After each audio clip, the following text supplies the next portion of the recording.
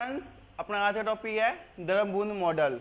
इसके आधार पर अपने इसमें करेंगे नाभिक का द्रव्यमान। नाभिक का कितना द्रव्यमान होता है, क्या है उसका वर्णन करेंगे। अपने जानते हैं नाभिक कोई है, नाभिक दो प्रकार कणों से मिलकर बनी हुई होती है, जिसको न्यूक्लियन कहते हैं अपने, न्यूट्रॉन प्लस प्रोटॉन। नाभिक में दो कण होते हैं, एक न्यूट्रॉन होता है और एक प्रोटॉन होता है, जिसको अपने न्यूक्लियन कहते हैं। अब अपन जानते हैं प्रोटॉन पर आवेश कौन सा होता है, पॉजिटिव आवेश होता है, और न्यूट्रॉन पर कोई आवेश नहीं होता, उदासीन होता है ये। इस पर चार्ज कौन सा होता है, प्रोटॉन पर प्लस चार्ज होता है और न्यूट्रॉन पर जीरो चार्ज होता है, कोई चार्ज नहीं होता। तो ये नाभिक स्ट्रक्चर है। अब अपने बात करते हैं द्रवबूंद मॉडल के आधार पर नाभिक का द्रव्यमान कितना होता है। तो इनके आधार पर नाभिक का इन्होंने द्रव्यमान दिया, इनका मास दिया नाभिक का। इन्होंने का नाभिक का जो मास है वो इनकी द्रव्यमान संख्या क्या होती है, ए के समानुपाती होता है। इनके आधार पर क्या दिया इन्होंने, किसी भी नाभिक का द्रव्यमान संख्या के समानुपाती होता है नाभिक का जो द्रव्यमान है। ए क्या होता है, न्यूट्रॉन प्लस प्रोटॉन को अपने ए कहते हैं। मतलब जो नाभिक के अंदर न्यूट्रॉन और प्रोटॉन भरे गए हैं, उन सबको जो द्रव्यमान है उसका प्लस कर दे तो नाभिक का अपने पूरा द्रव्यमान आ जाता है। पर इसमें कोई ना कोई विसंगति उत्पन्न होती है, कोई ना कोई इस कथन पूरा सत्य नहीं होता। जब इस पर एक्सपेरिमेंट करे, अपने प्रैक्टिकल करके देखा, अब मैंने देखा कि जो इस समानुपाती नहीं बनता, न्यूट्रॉन और प्रोटॉन का जो द्रव्यमान है, तो इन जो मास है दोनों प्लस, वो ज्यादा होता है नाभिक के मास से।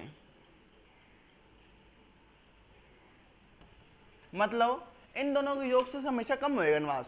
ये क्या कह रहा है, समानुपाती है, जोड़ के बराबर रहेगा, पर इसका कम होता है। तो इस विसंगति के ऊपर एक दूसरा मॉडल दिया गया, जिसे किसे दिया, बेथ वैज्ञानिक ने दिया था। बेथ वैज्ञानिक ने, वैज्ञानिक नाम क्या था, ब्रेथ वैज्ञानिक का नाम था। उन्होंने मॉडल दिया। इसके अंदर द्रवबूंद मॉडल में अपने एक चीज कहा गया था, इसका घनत्व फिक्स होता है 10⁻⁻17 किलोग्राम पर मीटर क्यूब। ये बात सही थी, इसका घनत्व इतना ही होता है। अब इसकी विसंगति को ऊपर करने के लिए, इसमें जो कमी है, दोष है, इसको दूर करने के लिए एक न्यू मॉडल दिया गया ब्रेथ वैज्ञानिक के द्वारा, जिस साम्य अनुपाती द्रव्यमान मॉडल कहते हैं। क्या नाम है उसका, साम्य अनुपाती द्रव्यमान मॉडल।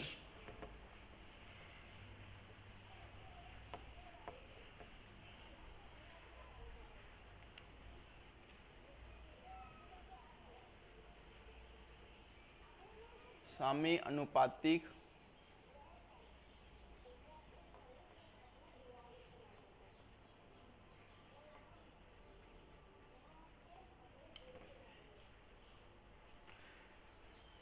सेमी एपिकेटल मास मॉडल, साम्य अनुपाती द्रव्यमान मॉडल कहते हैं। तो ये दिया गया था ब्रेथ वैज्ञानिक के द्वारा। इसको सही करके, इसमें जो दोष थे उसको दूर करके, इन्होंने ये कहा कि अपने जानते हैं प्रोटॉन और नाभिक में प्रोटॉन और न्यूट्रॉन होते हैं, इन दोनों बीच में कोई बॉन्ड होता है, बॉन्ड पाया जाता है। प्रोटॉन और प्रोटॉन में भी बॉन्ड होता है, न्यूट्रॉन और न्यूट्रॉन में भी बॉन्ड होता है। अब इनके मध्य जो बंध पाई जा रही है, बॉन्ड है, इस बॉन्ड को बनने में कोई ना कोई तो एनर्जी चाहिए होगी।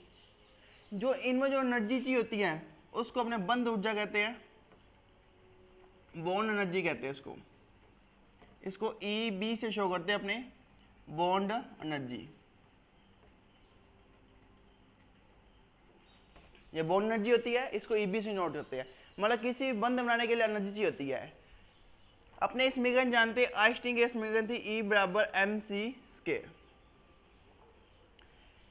आइंस्टीन के द्वारा दी गई थी ऊर्जा द्रव्यमान संबंध है ये।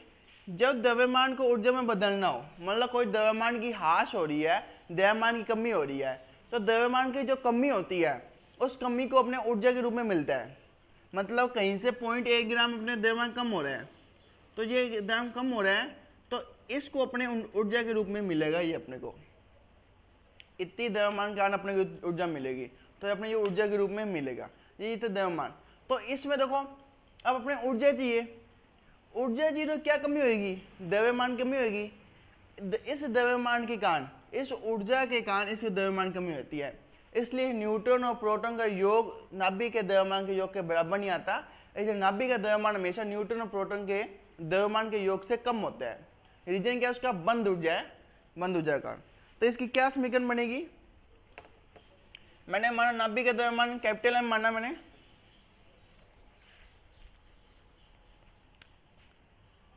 कैपिटल एम बराबर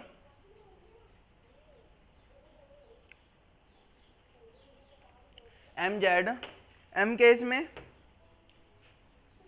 Z M H plus A minus N M N minus E B, ये इसमें होता है। ये चीज अपने ने मानी। यहाँ पर ये बड़ा एम क्या है? ये नाभिक का द्रव्यमान माना,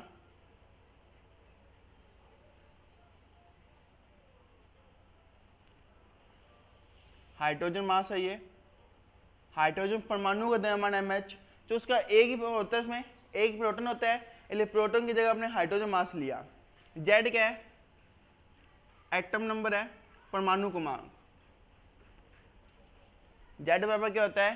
पी होता है, इसलिए प्रोटॉन की संख्या ले रहे अपने यहाँ, इसलिए अपने जेड लिख दिया, इसको कोई फर्क नहीं पड़ता।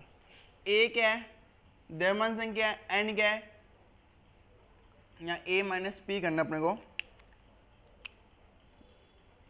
पी क्या है? प्रोटॉन।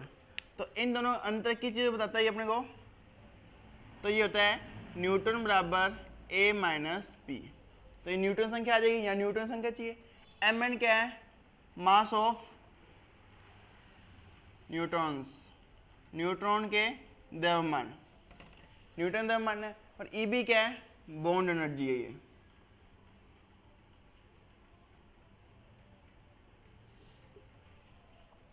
तो ये चीज है, ये अपने समीकरण है। इस समीकरण के द्वारा जो नाभिक का द्रव्यमान निकलता है वो उसका सही है, वो अपना पूरा प्रैक्टिकल भी सही निकलता है, उसका प्रायोगिक मान भी सही आए और विख्यात्मक मान भी सही आ रहे हैं उसके, मैं प्रैक्टिकल भी उसका सही निकल रहा है। जो मान प्रैक्टिकल से निकलता है इस फॉर्मूले से वही मान निकलता है। अब डिपेंड करता है ये नाभिकीय बंधन ऊर्जा, जो ये बंधन ऊर्जा है एक तरह का, इसमें दो सूत्र में गर्भ बंध बनाने के लिए। तो बंधन ऊर्जा कई प्रकार की होती है, जैसे आयतन ऊर्जा होगी, पष्ट ऊर्जा होगी, कुलाम ऊर्जा होगी, फर्मी ऊर्जा होगी, असमानी ऊर्जा होगी। तो बंधन ऊर्जा कई प्रकार की होती है। तो हमने पहले बात करते हैं बंधन ऊर्जा कितनी प्रकार की है और इस बंधन ऊर्जा कैसे मिलेगी अपने को। तो इसमें सबसे पहले बात करते हैं अपने बंधन ऊर्जा में आयतन ऊर्जा की, वॉल्यूम एनर्जी।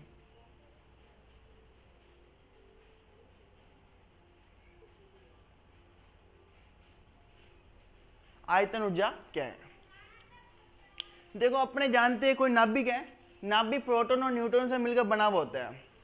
तो नाभिक प्रोटॉन न्यूट्रॉन से मिलकर बना हुआ है, मान लो ये नाभिक है,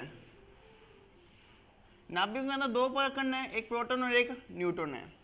तो नाभिक का जो आयतन होगा इनकी द्रव्यमान संख्या क्या समानुपाती होगा।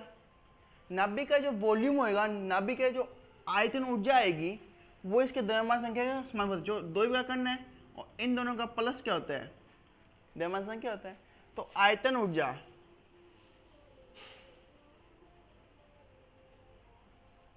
समानुपाती होती है द्रव्यमान संख्या के।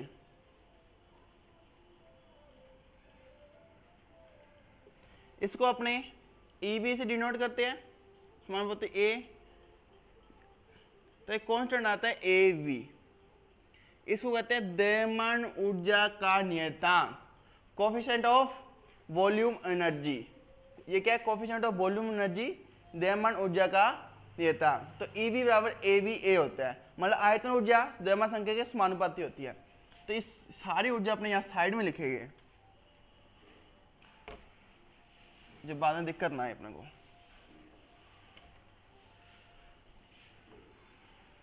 E बराबर AV, ये क्या थी? आयतन ऊर्जा। इसके बाद में बात करते हैं पष्ट ऊर्जा की। पष्ट ऊर्जा की, पष्ट ऊर्जा क्या होती है?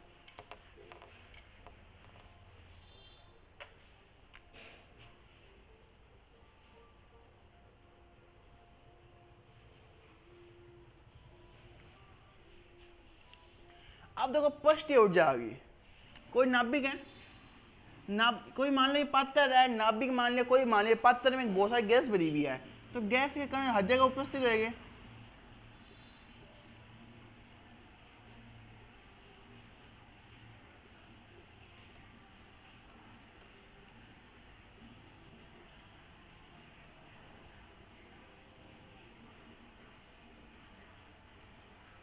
अब देखो मान लो मैंने बीच वाला कोई कण लिया, ये कण लिया मैंने ये वाला कण लिया बीच वाला। इस कण पर देखो चारों दिशाओं में बराबर आकर्षण बल लग रहा है, हर दिशा से बराबर आकर्षण लग रहा है, इसका हर कोने से लग रहा है। पर जब मैं ये पृष्ठ वाली बात करता हूँ, पृष्ठ वाला कोई बिंदु लेता हूँ, इस पर सिर्फ इतनी आकर्षण बल लग रहा है, ऊपर से कोई आकर्षण बल नहीं है। इसमें देखो ये लिया मैंने, ये अपना पात्र था, तो इसमें इधर से इधर से इधर से लग रहा है, मैं इतनी जगह लग रहा है, जिधर पात्र आ गई, ये पात्र आने का, इसमें कोई आकर्षण बल नहीं लग रहा, मतलब इसके आकर्षण बल में परिवर्तन आ गया। जो पृष्ठ वाली सिरे है वो उस आकर्षण बल लग ही नहीं रहा, उसमें आकर्षण बल बराबर नहीं लग रहा। तो आकर्षण बल बराबर ना लग रहे कारण इसमें एक ऊर्जा उत्पन्न होती है, इसे पृष्ठीय ऊर्जा कहते हैं अपने। तो पृष्ठीय ऊर्जा क्या होती है, इसके क्षेत्रफल के समानुपाती होती है।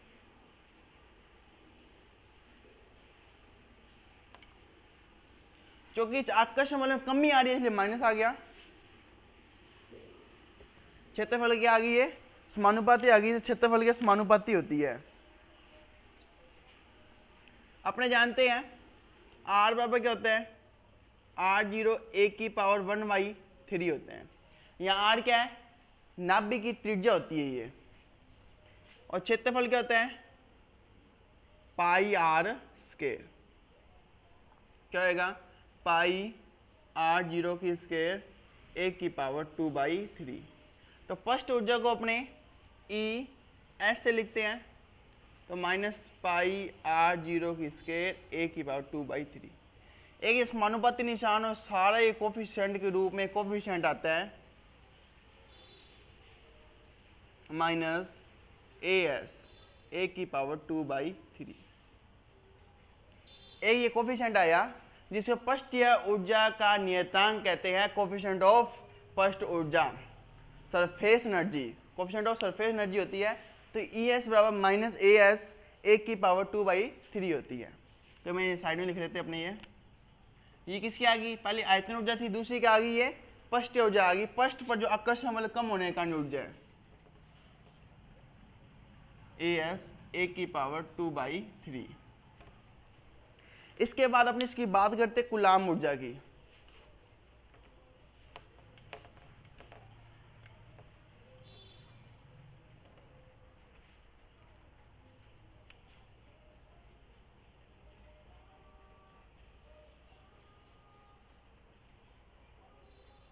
कूलाम एनर्जी बात करते हैं, ये कूलाम की दी थी लेकिन कूलाम एनर्जी कह रहे हैं इसको अपने।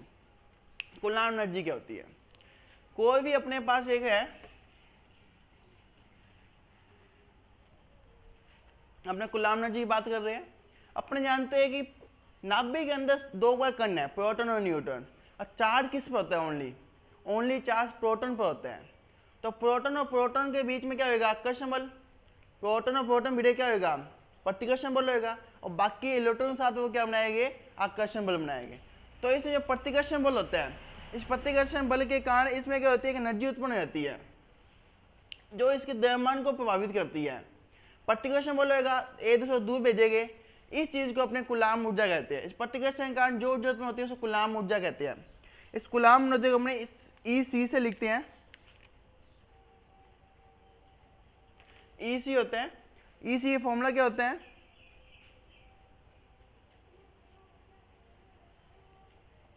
ये कूलाम ऊर्जा है। कूलाम ऊर्जा कौन सी, जो उसके अंदर अपना आता है EC बराबर -3/5 E² में R, ये होती है कूलाम ऊर्जा। -3/5 Z-1 E² में R होती है। साथ में इसमें कोफिशिएंट हो जाता है K। K क्या होता है, कोफिशिएंट है, इसका मान फिक्स होता है। K बराबर वैल्यू कितनी होती है, 9 × 10⁹ न्यूटन मीटर स्क्वायर अपॉन में कूलाम स्क्वायर, ये इसकी वैल्यू फिक्स होती है। Z परमाणु क्रमांक है, R नाभिक की त्रिज्या है, E इलेक्ट्रॉन का आवेश है। ये सब कुछ है। इसको थोड़ा सा अपने सेट करते हैं। R बराबर क्या होता है, R0 a की पावर 1/3 होती है, ये होता है। अब Z इंटू जेड माइनस 1, इसको अपने यही रहने देते हैं। तो R की वैल्यू पुट कर देते हैं अपने, EC बराबर -3/5 के, E आगे लिया है मैं, इसकी वैल्यू अलग लिखते हैं, अपॉन में R0 a की पावर 1/3। अपने सभी का एनर्जी को द्रव्यमान संख्या के साथ संबंधित कर रहे हैं।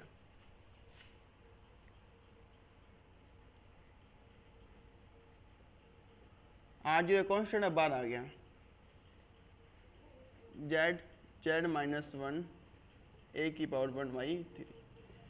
इस पूरी वैल्यू के कोफिशिएंट के रूप लेते हैं। तो ये 3/5 क्या फिक्स वैल्यू है, k के मान फिक्स होता है, E इलेक्ट्रॉन का आवेश भी फिक्स होता है, R0 एक कोफिशिएंट है, वैल्यू फिक्स होती है। तो इसको अपने क्या कहते हैं, इस पूरी वैल्यू को AC Z माइनस 1/3। इसको अपने यहाँ लिख लेते हैं, -AC Z माइनस 1 अपॉन में a की पावर 1/3। ये होती है इसकी कूलाम ऊर्जा। कूलाम ऊर्जा क्या है, जो प्रोटॉन के बीच में प्रतिकर्षण बल लगा है उसके कारण होती है। इसके बाद आती है इसमें असामान्य ऊर्जा। जो इसमें जो असामान्य ऊर्जा होती है वो देखो क्या होती है।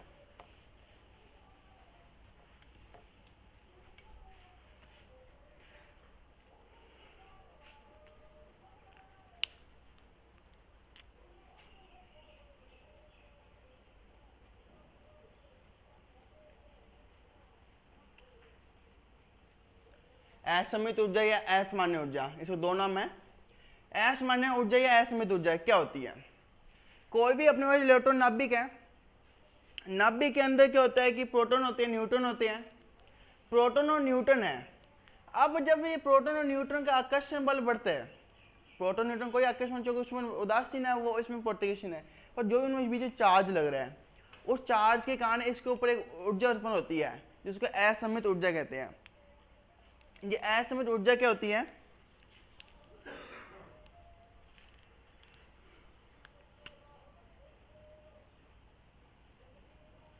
असमित ऊर्जा होती है Z माइनस n, ये माइनस में होती है, जो जिसका मान भी क्या हो रहा है, ऊर्जा को कम कर रहा है ये, अपॉन में a, Z minus n upon में a। Z माइनस n क्या शो कर रही है, ये प्रोटॉनों की संख्या को शो कर रहा है, न्यूट्रॉनों की संख्या को शो कर रहे हैं। मतलब इसमें न्यूट्रॉन और द्रव्यमान संख्या के साथ एक संबंध बनता है, और संबंध क्या, मतलब न्यूट्रॉन संख्या कम हो रही है, प्रोटॉन है, प्रोटॉन से अपने आगे बढ़ रहे हैं, ये प्रोटॉन संख्या आ रही है, प्रोटॉन से अपने आगे बढ़ रहे हैं, प्रोटॉन निकाल रहे हैं, उसमें आवेश के कारण क्या वो एक दूसरे के साथ अलग व्यवहार करेगी, उस अलग व्यवहार को अपने कहते हैं असमित ऊर्जा। अलग सम्मित ना होना, एक दूसरे से अलग व्यवहार करना उसके आवेश के कारण, तो उसके असमित ऊर्जा कहते हैं अपने। तो E है समानुपाती, इसको अपने ऐसे भी लिख सकते हैं n माइनस जेड की होल स्क्वायर बटे में a। जब समानुपाती निशान आएगा तो एक कोफिशिएंट आएगा a n माइनस जेड की स्क्वायर अपॉन में a, ये कोफिशिएंट है। इस ऊर्जा को अपने असमित ऊर्जा कहते हैं। अपने वैल्यू पुट कर सकते हैं, n बराबर अपने जानते हैं न्यूट्रॉन क्या होता है,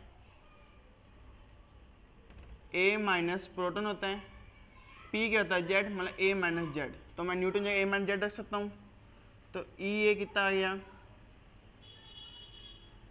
a माइनस 2z की होल स्क्वायर, एक जेड ये रहा, एक जेड ये रहा, 2z पूर्ण में a। तो ये क्या आ गई, इसकी असमित ऊर्जा आ गई।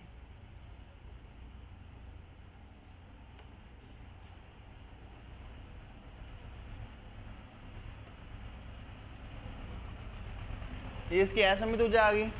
अब इसके बाद इसमें बात करते हैं फर्मी ऊर्जा की।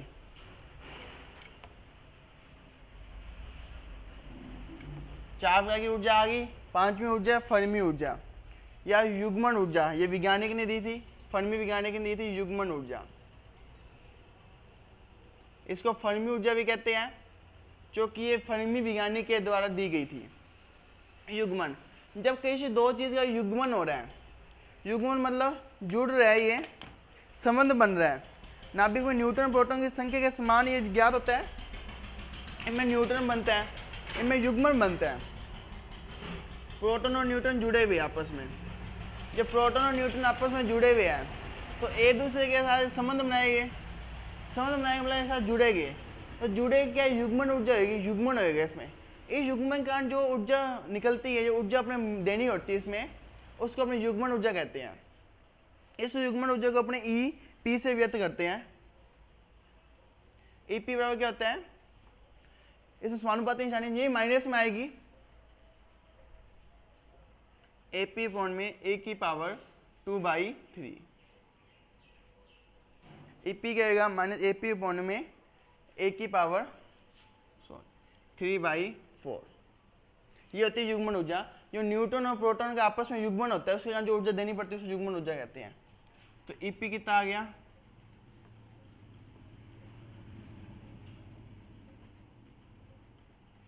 ए की बात 3/4। तो टोटल जो बंधन ऊर्जा होगी वो कितनी होगी, ईबी इन सब के योग के बराबर होगी।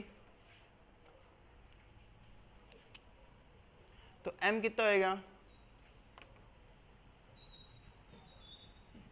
A V A minus A S A की पावर 2/3 माइनस A6 ए की power 1/3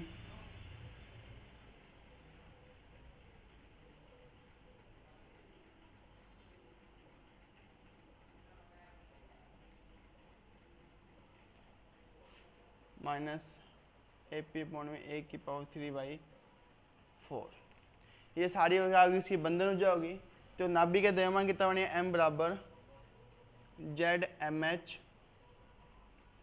A minus P MN minus EB। EB सारी वैल्यू आ जाएगी, तो माइनस मल्टीप्लाई बीच में सारी प्लस हो जाएगी।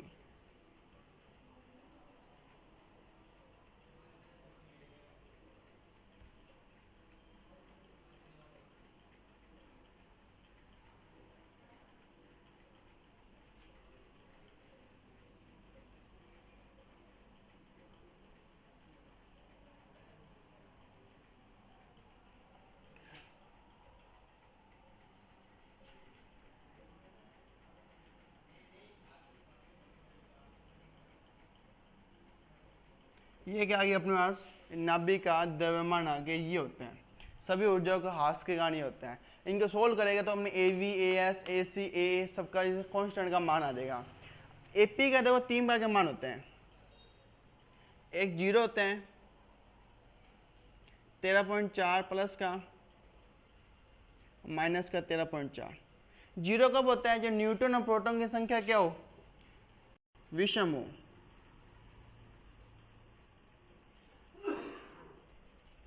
न्यूट्रॉन और प्रोटॉन संख्या क्या हो, न्यूट्रॉन की संख्या तो सम हो और प्रोटॉन संख्या क्या हो, विषम या उसको उल्टा हो, तो इसकी एपी वैल्यू कितनी होगी, 0।